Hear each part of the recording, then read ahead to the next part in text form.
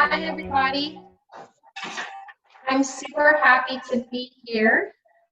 Dinah, thank you for your introduction before. I'm sorry that I had all these tech problems. Just like many of you, I've been squirreled away in my house the last several months and doing my best to take care of my loved ones and keep everybody safe. And I've really been missing everybody, and so I'm really glad to have the opportunity to connect with you guys today. So I would like to talk with you about 3 things today. I'm going to share my screen now so you can see my presentation. How about it? Can everybody see the pictures now? Yes, wonderful. Yep, it looks like it's working. You know, I feel like this was already a success and I haven't even said anything. Just that we got everything up and running. Perseverance. Okay. So today I'd like to talk to you about 3 things that are important to me. And I'm throwing 2 of these in there. Hopefully Dinah and Jacqueline won't get after me afterwards. But the first thing I want to talk about with you is kids in gardens. And the second thing is water in North Texas. And the third thing is some remarkable native plants that I think might be a great addition for your home gardens. So let's move on here. There we go. All right, why do I want to talk about kids in gardens? Because as gardeners, kids need us. This is my middle son, Mason, many years ago. I believe this was his first day of preschool. And what is he doing? He is stopping to smell the chocolate daisies. And he's closing his eyes and he is enjoying their sweet smell. And why? Because that's what mama would do. You know, many kids don't have anybody in their lives who teaches them to notice or appreciate plants. There's nobody who wants to share their love of plants with them or teach them how fun or interesting or beautiful they can be. Many parents are uninterested and they are undereducated about gardening and nature in general. And unless the kids know someone who feels differently, the kids are naturally going to follow in their parents' footsteps. This is a picture of my sons in our garden a few years later. And I didn't have to work hard to get them out there. They just wandered out there because it was interesting. But many kids don't have gardens of their own, nor do they have much freedom to explore gardens or wild spaces. They have school, they have a fair amount of homework sometimes, they have scheduled after-school activities, and they have little opportunity to discover nature on their own. Kids need that opportunity. They need nature to develop their minds and nurture their spirit. They need nature to help them slow down and to feel calm. They need to learn how wonderful nature is and how funny. And they need to learn how much fun they can have playing in a garden.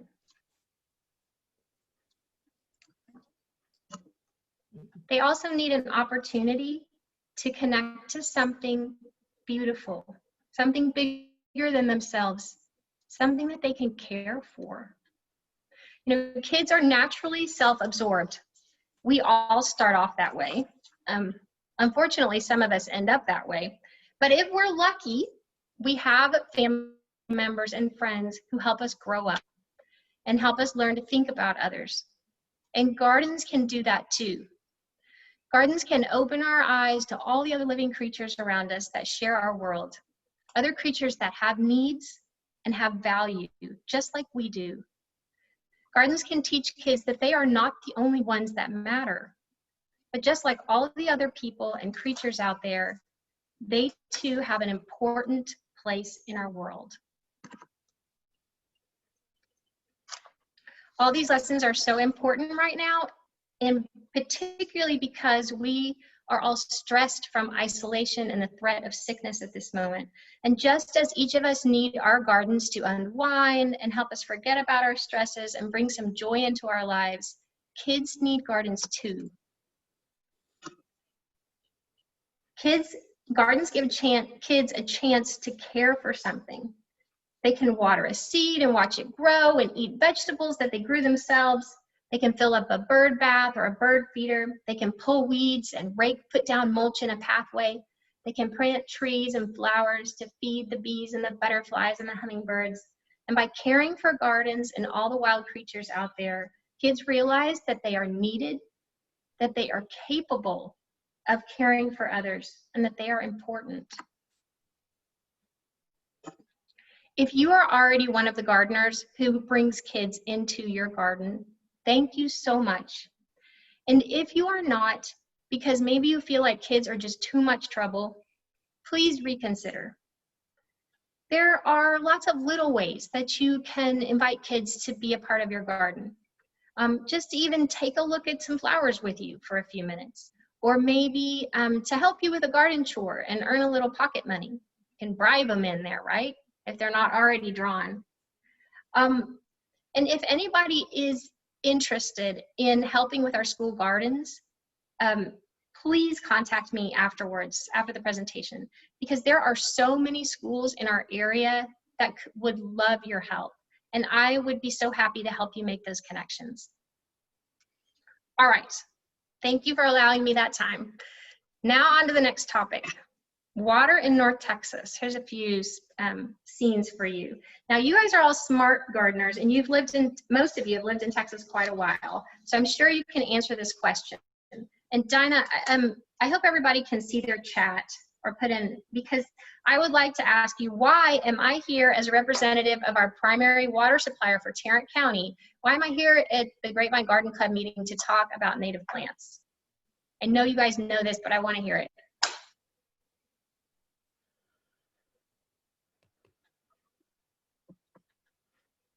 Let's see here.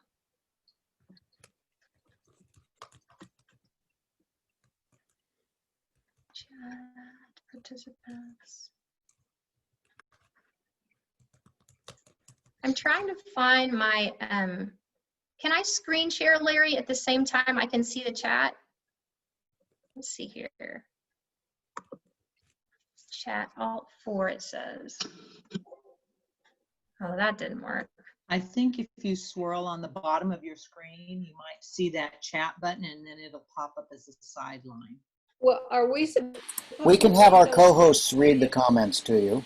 Okay, that would be perfect. Okay, well, I just lost it. Oh, you have one, because native plants require less water than other plants, from one person. Another Yes. person says that. What, Mom? I see. Water's an issue. I'll turn it For all over of to us in Gary. the future, Yeah. native plants are sustainable with little water. Absolutely. Absolutely. So our state has one of the fastest growing populations in the nation. And right now, the Tarrant Regional Water District is serving water to about 2.4 million people. In 50 years, that population is expected to double to 4.9 million people. And with all of those new people and businesses and industry that come along with them, right, our water demands are going to continue to rise. And yet our water supplies are not endless.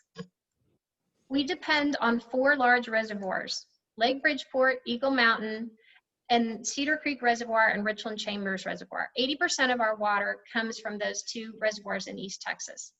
Now, if you are among the small population that lives in North Grapevine, we have about 20% people who do get their water from Grapevine Lake. But I'm speaking to all the rest of you who don't live in that population as well, just so that you understand where your water's coming from. You know, we need regular rainfall to replenish the water in these reservoirs. And when we experience periodic droughts like we did in 2011 to 2014, watering restrictions just start kicking in, right? because we have to start rationing the water that we have for the most important uses. You might wonder, well, why can't we just build another reservoir or increase our supplies somehow? And the short answer is yes. We are working to meet future water demands. Right now, we have a incredible, like, innovative wetland project in which we take water from the Trinity River and clean it, and then through a series of wetland chambers, and then use that water to recharge the Richland Chambers Reservoir. We're also researching right now to figure out how we might be able to use our aquifer to store treated water and then recover it later. And we are pursuing all the necessary permits to create new reservoirs, like the Tehuacana Reservoir site near Richland Chambers. But these type of projects require 15 to 30 years of permitting and planning.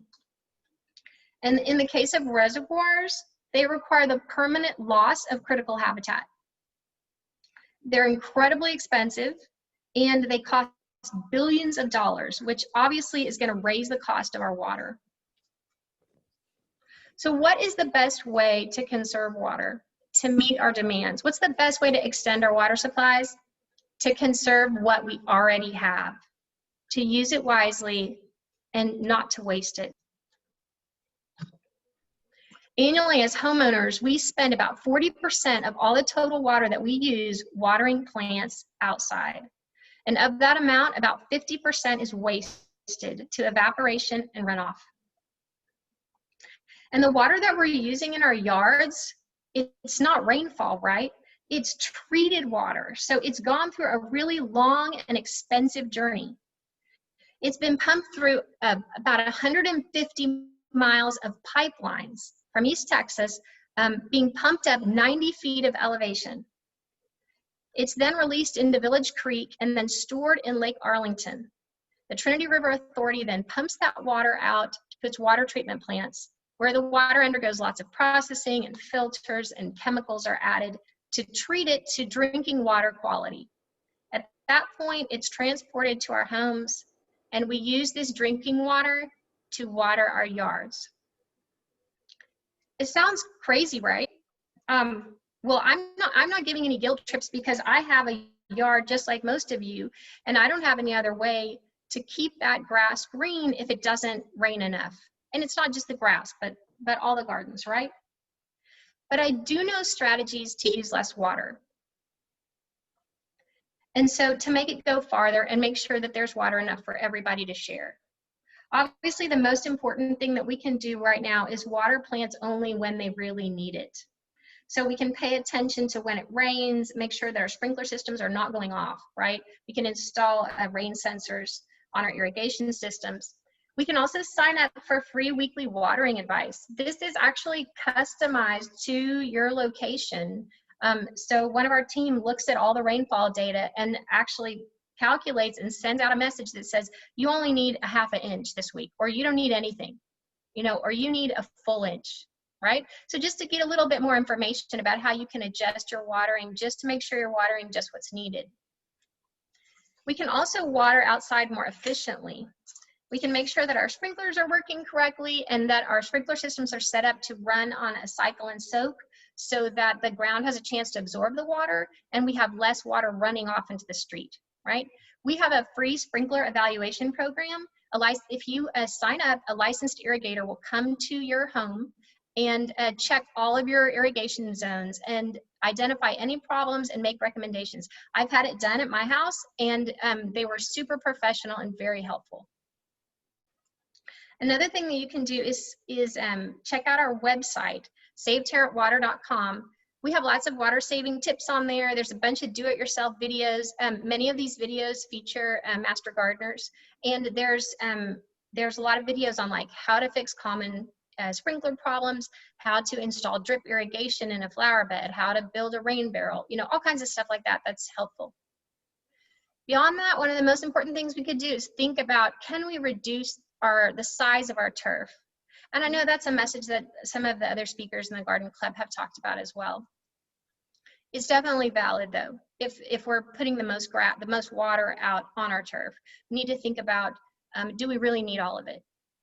And then, of course, my favorite strategy, we can plant water-wise native plants. Yay, we made it to the plants. Thank you very much for your patience. So let's talk about plants now. Okay, so I know that many of you are already familiar with lots of the like very popular ornamentals that primarily are full sun plants. I'm talking about your autumn sage, your salvia greggii, your Turk's cap, your fall aster, your Zexmenia, your Henry Dewberg salvia, your Blackfoot daisy. These plants are readily available. They're superstars, right? They're the ones that bloom dependably. They look good almost the entire year round.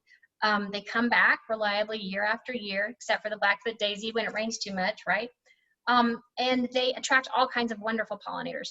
And I could hardly do a talk about native plants and not throw up this slide because these plants are so important. So if you don't have any of these like really popular plants, the ones that are available at the nurseries, definitely check them out. Or if you're like new to Texas gardening, because these plants deserve a place in your garden, absolutely. However, because you guys many of you are so familiar with these plants and lots of people talk about them, I wanted to share with you some native plants today that you might not be as familiar with. And my hope is that by the end of this presentation, you will have learned at least one new native plant, or maybe something new about one that you are already familiar with. So the plants I'd like to talk about today are ones that are all native to north central Texas. And that's kind of unique because a lot of the popular ornamentals are actually native to other parts of Texas, South Texas, West Texas, Central Texas. And so I'm gonna just zoom in and focus on the ones that are growing right here. And because they are so local to North Central Texas, they've been growing here hundreds and thousands of years, like they have figured out how to thrive in our soils, how to survive the floods, how to survive the droughts, right? And how to get along with all the wild neighbors. Okay, what kind of wild neighbors am I talking about?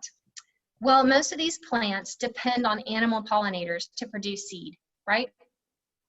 So, and in turn, they provide all of these pollinators with the food and the shelter that they need, and they provide it just at the right time. They're timed because they've evolved together. That's the real advantage to planting native plants, and particularly ones that are native to your region.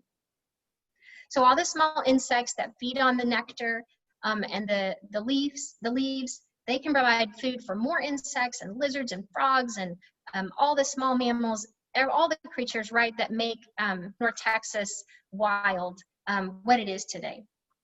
And these plants, they form the foundation of our local ecosystem. So they are super important. And that's why one of the reasons I want to ask you to consider them, because it's personally as a gardener, you know, I'm always drawn to like, well, what's beautiful, right? What's going to enhance my living space and make my garden more fun and interesting. But I want you to also think about it. If you decide to incorporate some of these native plants, you are helping out our local ecosystem in a big way. Okay, so we're going to start with native plants from woodland areas, and then we're going to move into more sunny areas.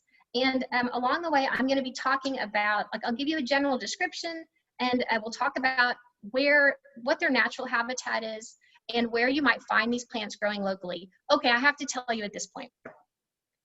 So I wanted to like take you guys out and about in Grapevine and show you where all these plants were growing.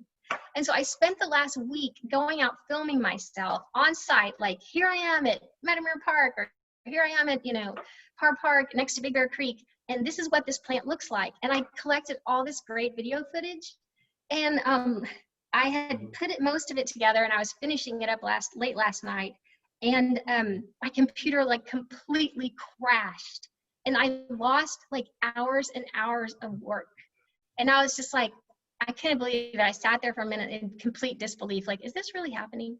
And I tried to recreate it, but my computer was frozen. The program that I've been using to edit it, not working at all. So I just wanted to tell you I was super sad, and I still want to share that video with you guys, but I had to go to plan B. So we're just going to be looking at slides right now. All right.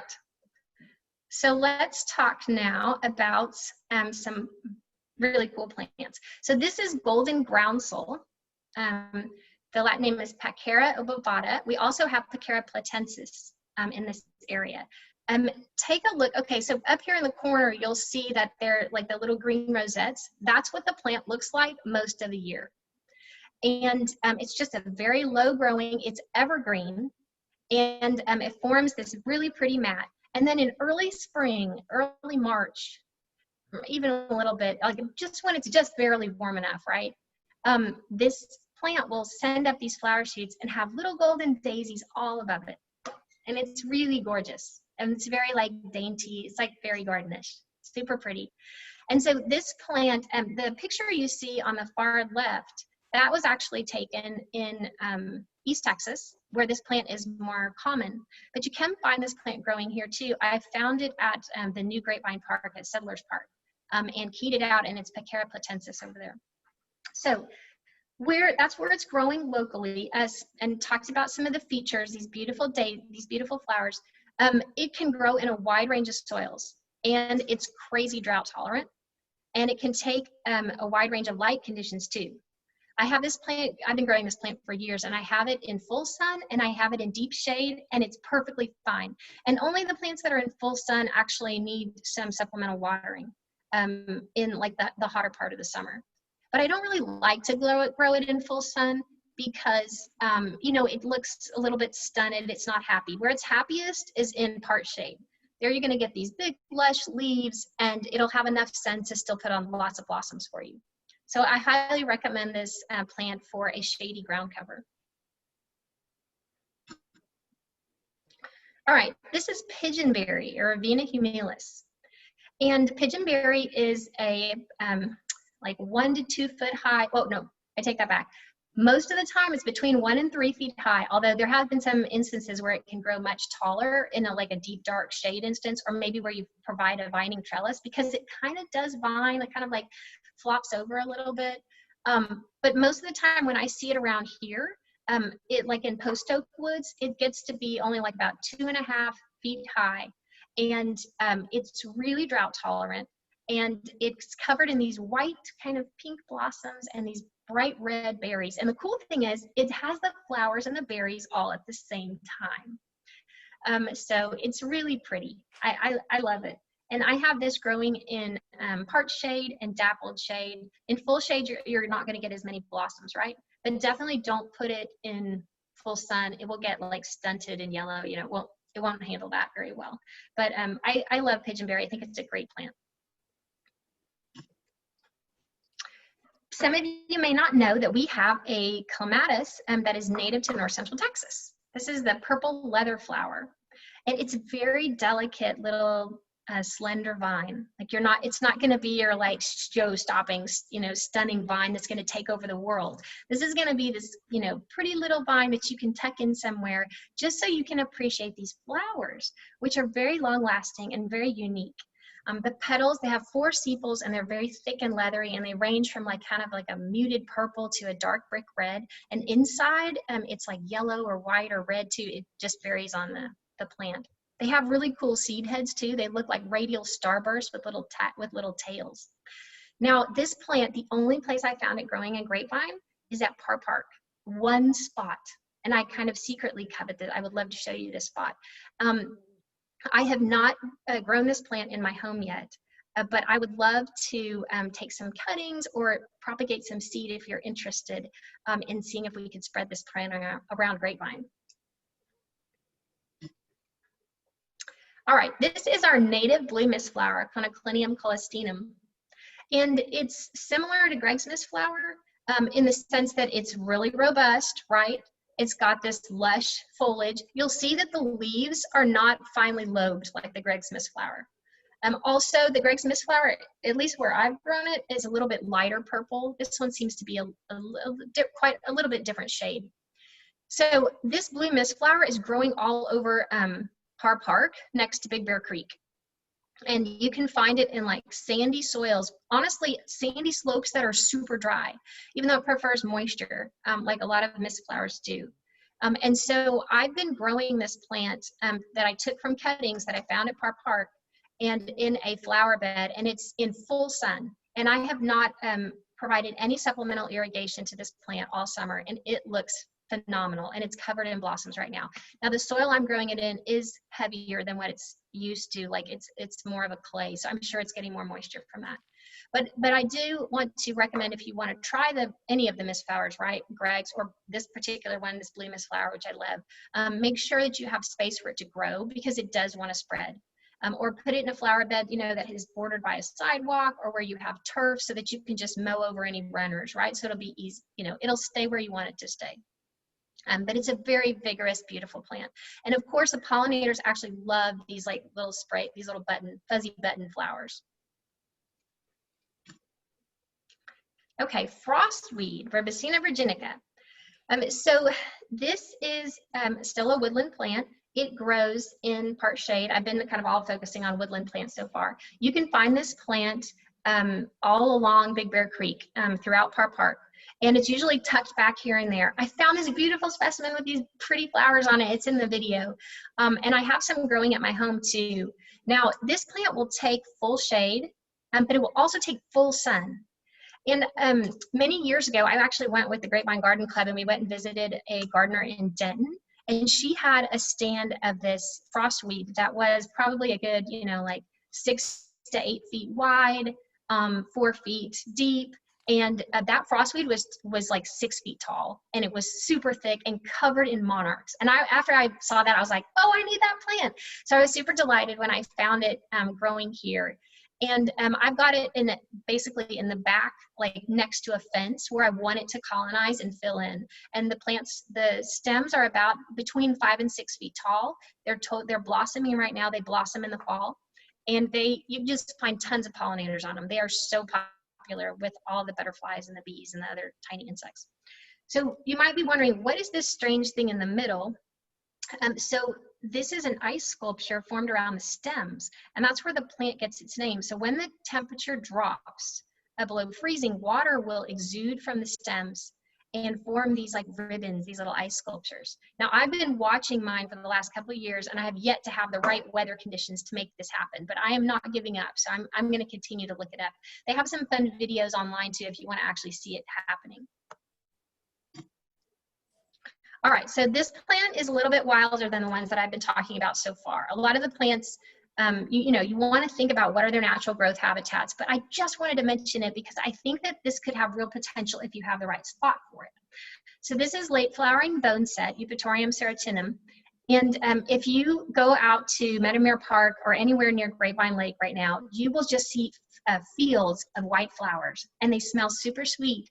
And more than likely, it's the late flowering boneset. I took some video that I was going to share with you guys. This plant will colonize.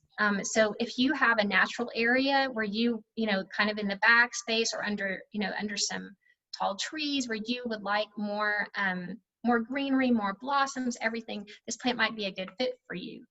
In a small garden, I would probably hesitate to use it because it's going to spread by rhizomes, and I think it's probably going to seed out, more than you want. But it's a really lovely plant. The flowers are very pretty, and they're just the right size for lots of small pollinators. Okay, I know many of you are familiar with coral honeysuckle, but I didn't know if you knew that coral honeysuckle grows right around here. So if you don't happen to go out and walk in the wild spaces, you might not recognize it, but it is all over our woodlands. And sometimes they're stunning. Like you'll just be walking along and be like, what? Did somebody plant this here? And you're like, no, it's growing here naturally. So it gives you an idea of just how adapted it is to our local soils and our climate. I find this plant in like isolated woodland stands, like behind the hotels off of Main and 121. I've seen it at Bear Creek Park, at Lakeview, all over the place.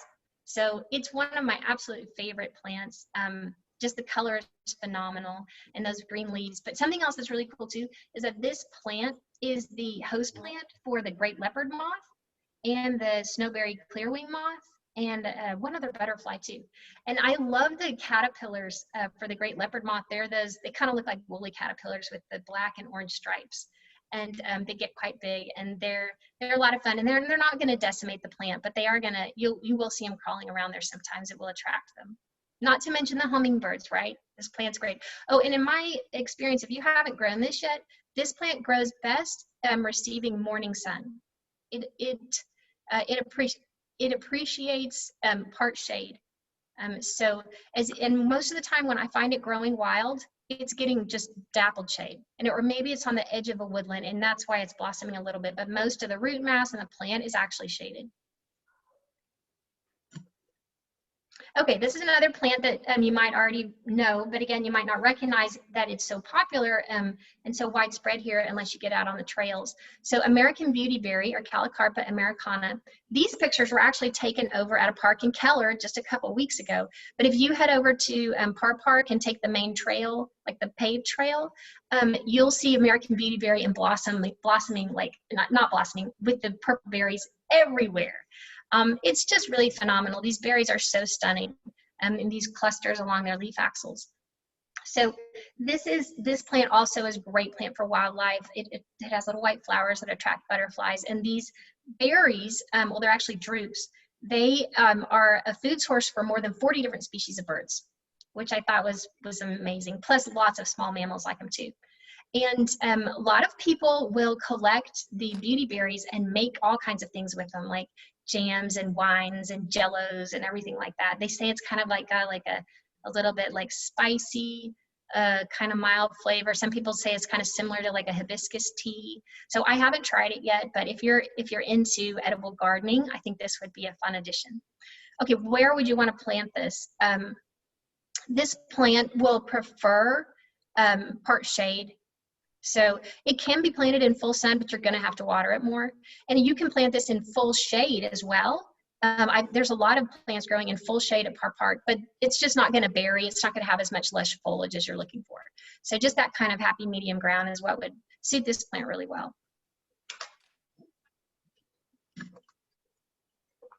This is another plant that you might be familiar with, but not know that it's actually native to north central Texas. So unlike the plant, we've been talking about a lot of woodland plants that prefer more shade. Four-nerve daisy is not that plant. Four-nerve daisy is the one that you want to, is on the, like where it's growing naturally, like more south and west of here in Fort Worth. It's growing on like dry, rocky plains, okay? So it's getting very, very little water, and this plant loves it. It's just sunny and hot. So these pictures here, they're taken from some four-nerve daisy that I have growing in, what is it, the Hell Strip, right? It's right there on the corner next to the sidewalk and the driveway. So it's getting tons of radiant heat, and it doesn't mind at all. In fact, it's spread really happily. And this bed where I have it, I think I water this by hand like once a year. So it gets almost no water, and the plant's really happy. There's one thing I was going to recommend. Oh, I had some videos too, because you see how the flowers are on the top of these little stalks. So if you haven't grown four-nerve daisy before, it's really fun because when the wind blows, it's super animated. Like all of the little blossoms are just moving all over the place like a bunch of butterflies. So it's one of my favorite plants. Oh, and just two other great things about this one. It forms an evergreen mound of foliage, and it will bloom throughout the entire year. So if the weather is right, like right now, I'm expecting that we'll have blossoms again in December. So that's pretty cool. All right, now on to some prairie plants. All right, this is tall blazing star, Liatris aspera. And I just started growing this plant recently, and I'm totally thrilled by it. So it has these fuzzy purple button like starbursts, that are shooting up they start blooming at the top of the stalk, and they move all the way down. And this plant started putting these blossom heads on like early in the spring, and I was like, when is it gonna blossom? When is it gonna blossom? And then it waited until September. It blooms in September and October. So that's timed exactly right for the monarch migration. So if you want to draw monarchs to your yard, this would be definitely a plant you should consider.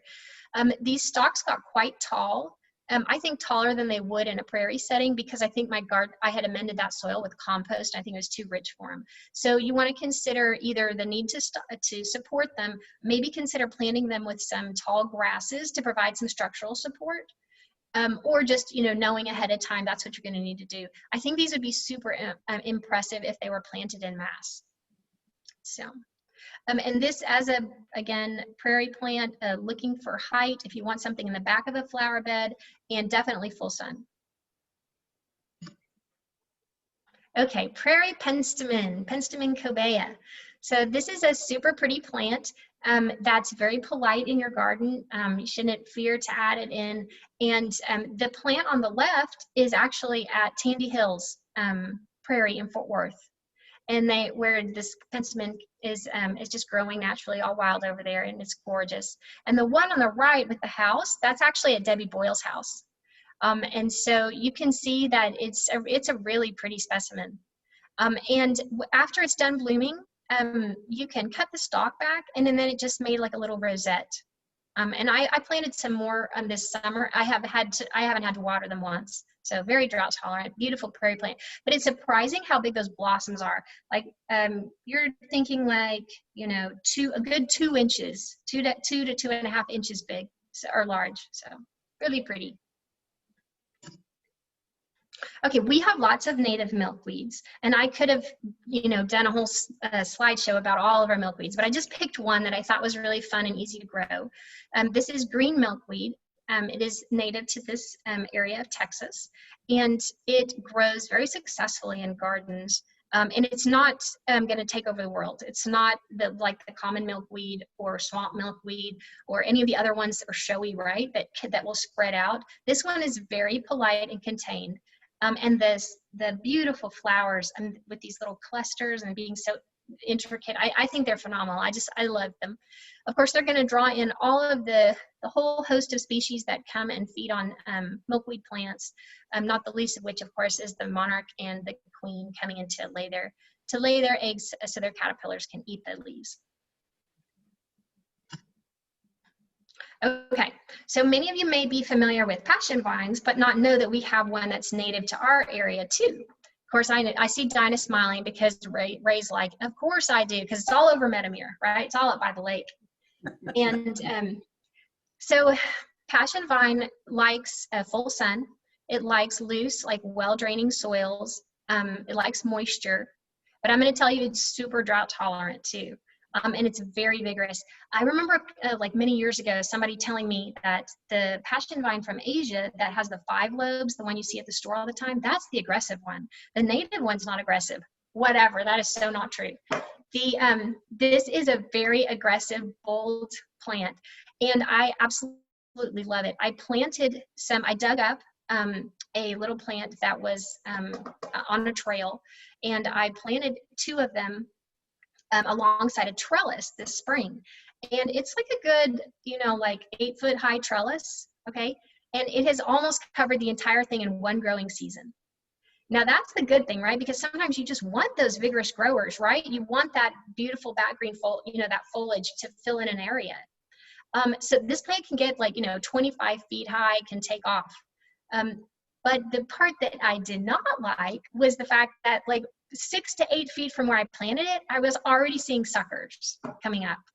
So I was like, oh, darn it. I was like, so I don't think it's the right spot for that plant.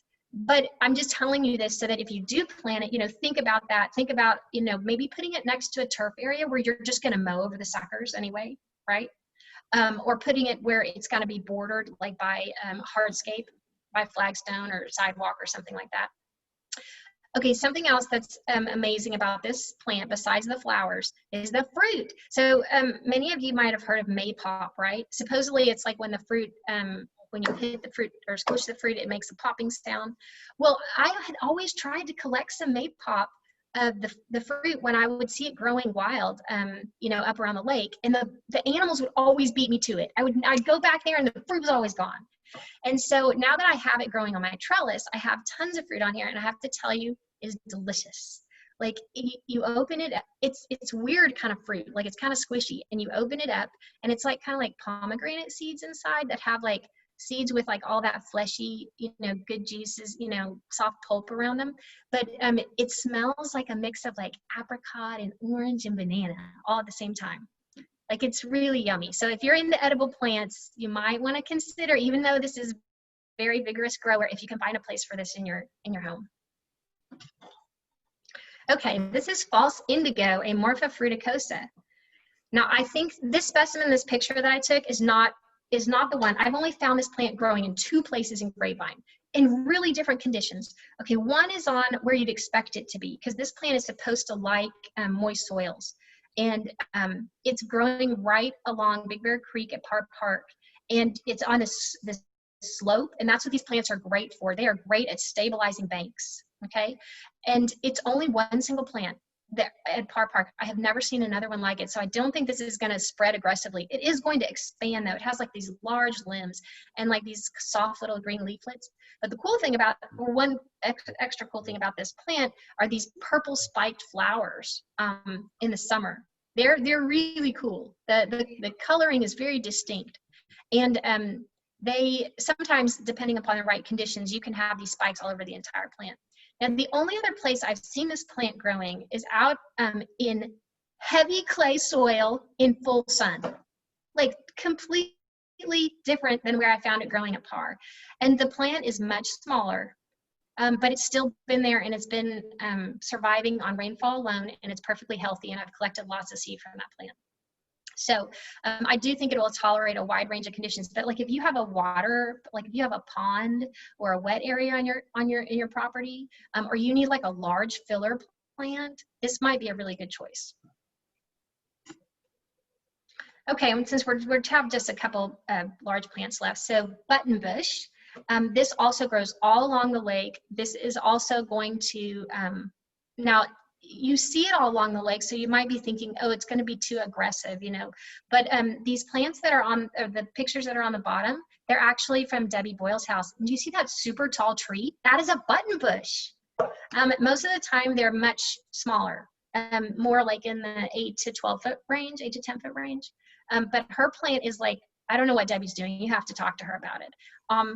To get it to grow so tall. But it's got these, what's really cool about buttonbush is these globes, right? They're full of tiny little flowers that the pollinators just love. I mean, if you walk by it, it's the smell of it, and just you can hear the buzzing because there's so many little insects all over it. So if you enjoy that and you want to draw insects into your garden, great plant for that.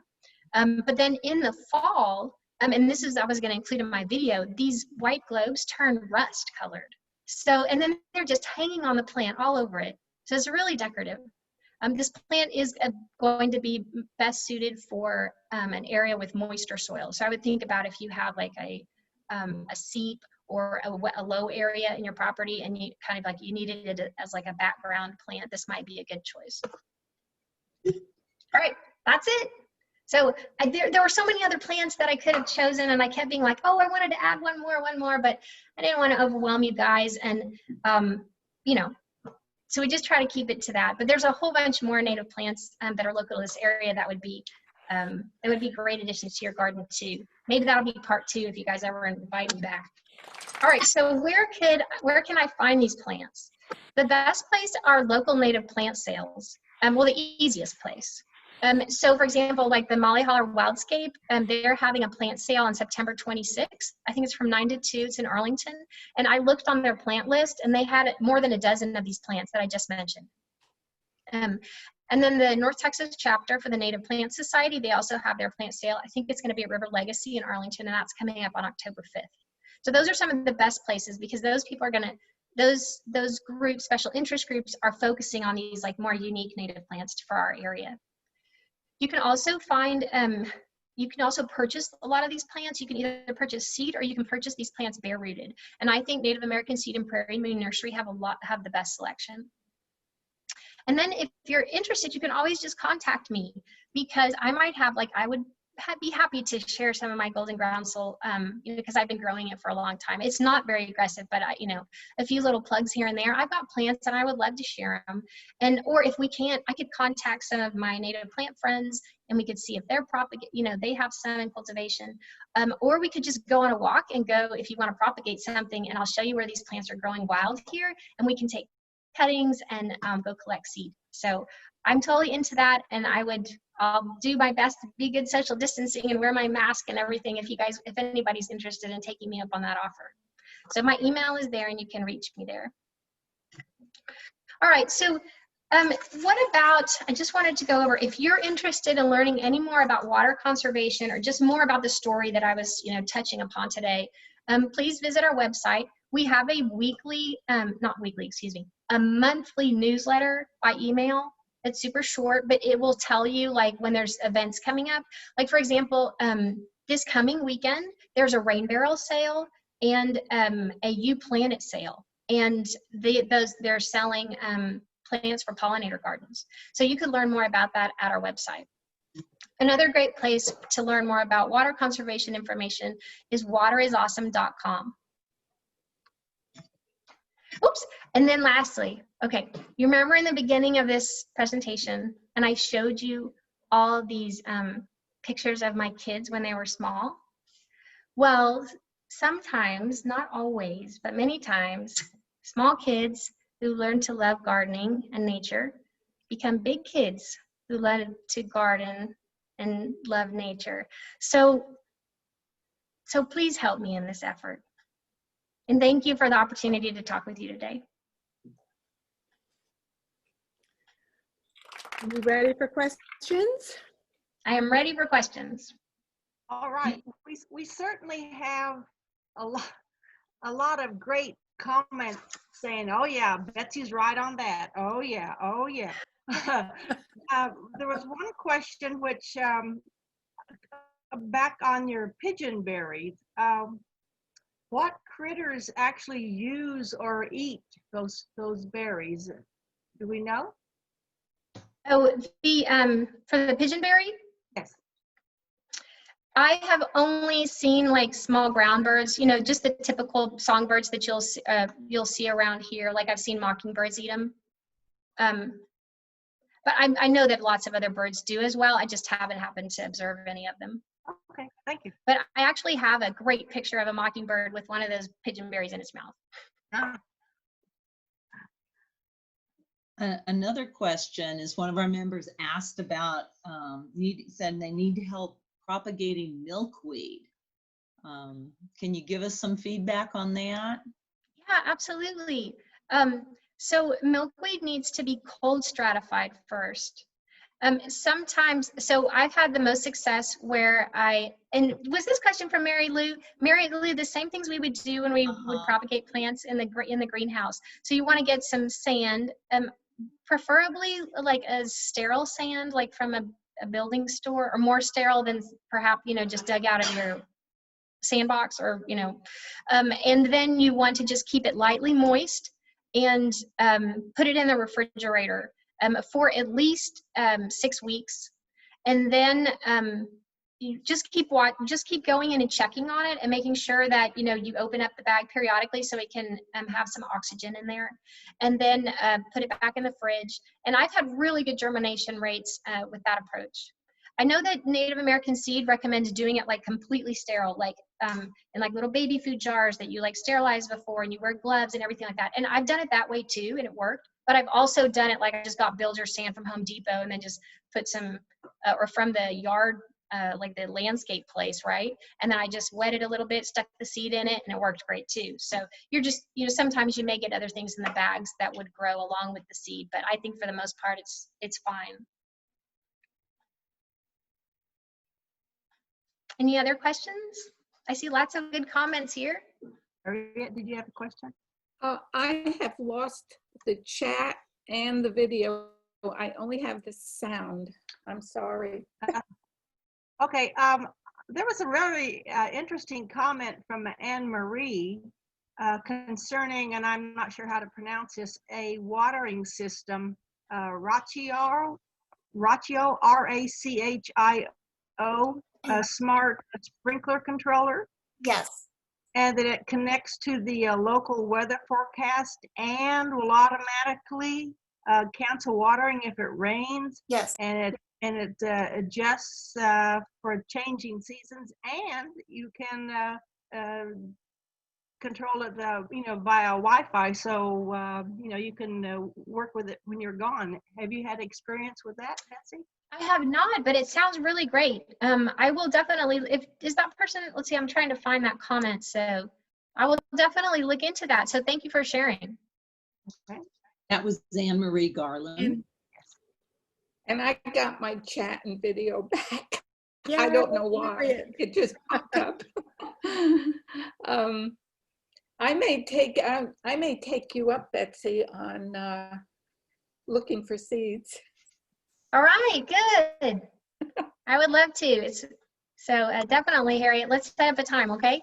And if there's anybody else and we want to make a little group, that would be fun.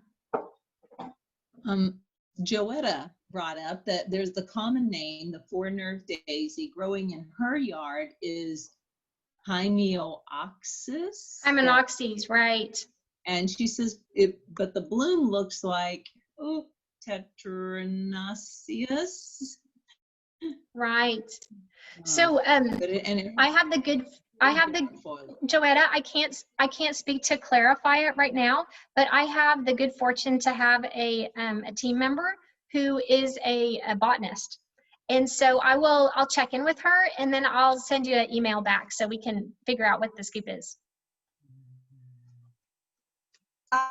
One question from Pam and Greg. They were curious about the plants that came from the greenhouse propagation program. Do you have any update on how they're doing?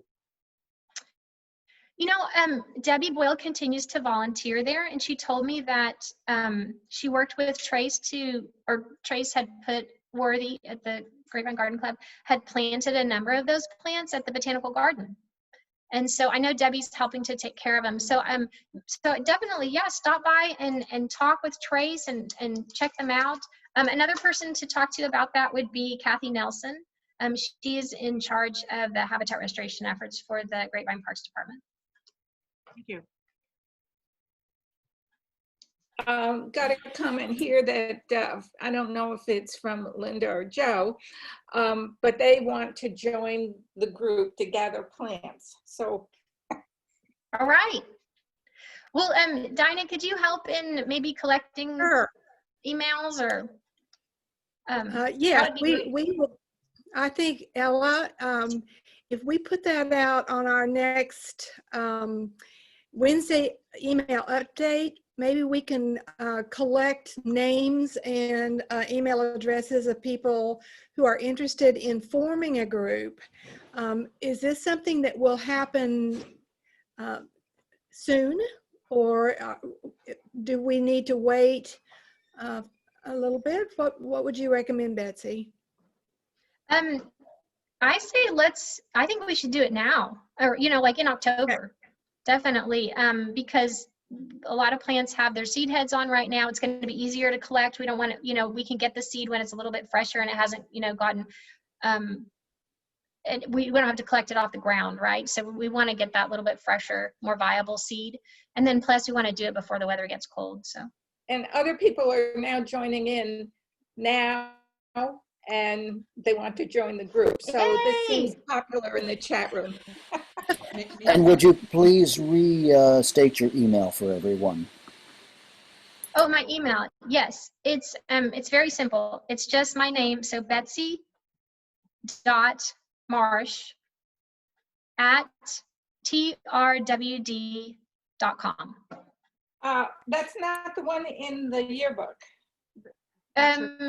Yes, I'm not sure which one's in the yearbook, but yeah, but it would probably be best to contact me with my work email. Thank you. Okay, there is a Gmail account. I think that was. Yeah, that's okay. I didn't know which one was in there. So if that is my personal email as well, and you're more than welcome to contact me there too, if that's easier. If you want to look into the directory, I will check that as well. Okay. Thank you very much. All right, we'll get that started. And Betsy, you have been wonderful.